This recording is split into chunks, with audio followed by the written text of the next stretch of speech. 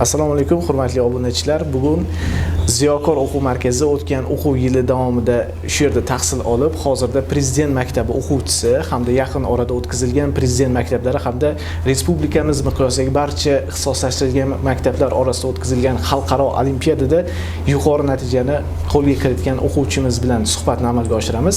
Kelinglar o'sha suhbatimizdan avval o'quvchimiz bilan tanishsak.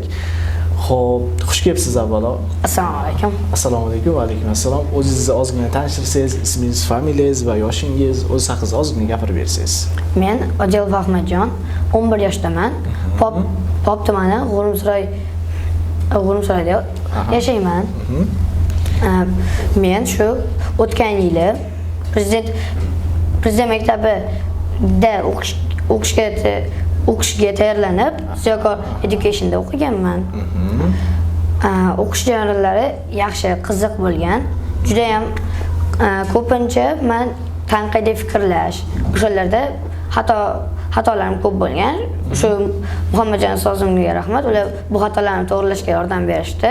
Keyin shu Prezident maktabiga kirdim. Prezident maktabiga kirdingiz. O'sha Prezident maktabida o'zi necha baldan kirdingiz? Prezident maktabiga men o'ylashim esimda bo'lsa 86,5 ball bilan kirgan. 86,5 ball bilan. Prezident maktabiga o'sha kirganingizdan keyin o'zingizdagi bir taassurotlar qanaqa bo'lgan? Eng birinchi rosa xursand bo'lganman, chunki rosa xohlagan bo'lganman shu Prezident maktabiga kirishda.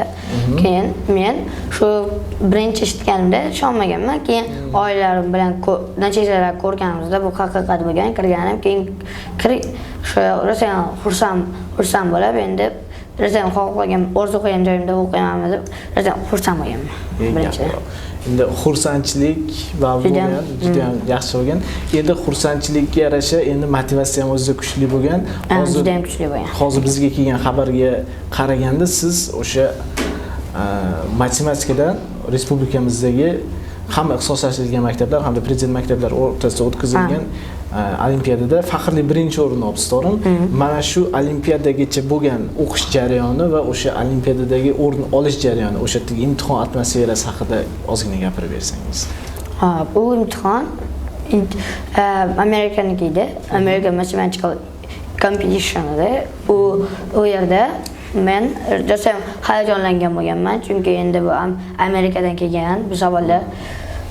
Birinchi men rosa ham vaqt kam bo'lgan, 1 soat 10 minut.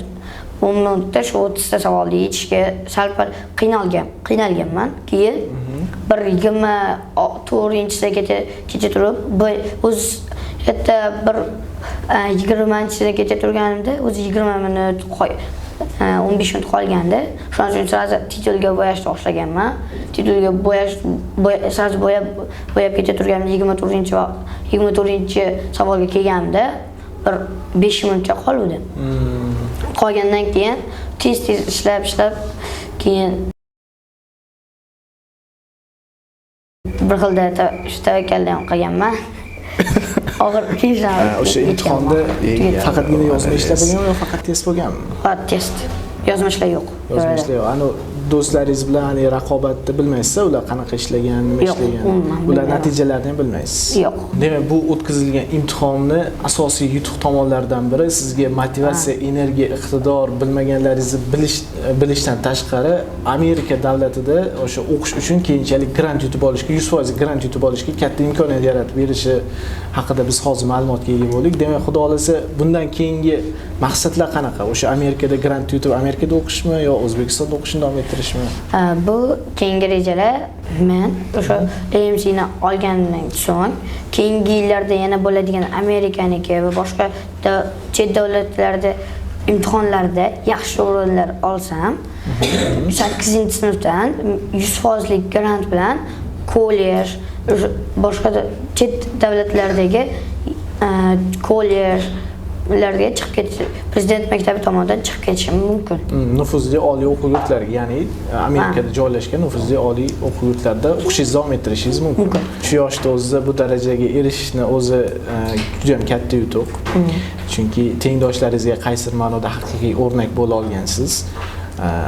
respublikamiz miqyosida o'tkazilgan bo'lishiga qaramasdan test savollari o'sha Amerika standartlari asosida berilgan testlarni ishlab eng yuqori natijani olish haqiqatda juda ham bir katta yutuq. Bu yutuq bilan sizni o'sha o'qituvchilaringizni tabriklaymiz.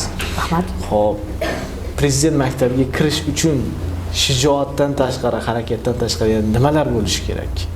Qanday tayyorlanish kerak? O'zingizni o'sha prezident maktabiga kirishgacha bo'lgan nima deydi, hayot yo'lingizmi, qadamlaringizni ketma-ketligimi, mana shu haqida ozgina o'quvchilarga gapirib bersangiz.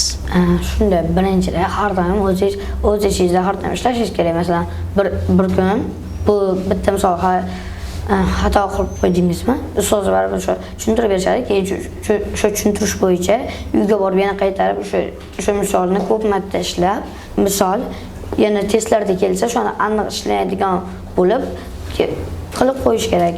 Keyin bilaman bu yerdagi barcha ustozlar o'sha testlarda tahlilini qilib berishadi. Shunda ustoz bilan so'raverish kerak. Tushunmagan bo'lsangiz birorta savolni. Ya'ni bilmaganni o'rgangan olim, orlanib so'ramagan o'ziga zolim. Ya'ni faqat o'rganib o'sha bilmaganlaringizni tugatibgina maqsadga erishishingiz mumkin. Tashrif uchun sizga juda ham kattakon rahmat. Bundan keyingi o'qishlaringizda omad tilaymiz.